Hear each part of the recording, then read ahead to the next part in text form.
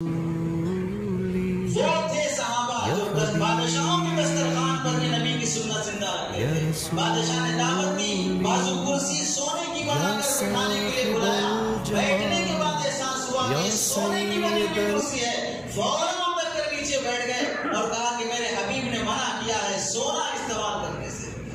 مرد کو سونا استعمال کرنے سے منع کیا ہے۔ نبی کی نگاہ پڑی، ایسے کپڑے پہن کے آئے جو عورتوں کے پہننے کے ہیں، ناپسندیدہ نگاہ سے اللہ کے نبی نے دیکھا، وہ صحابی سمجھ گئے، لے جا کے وہ چادر بیوی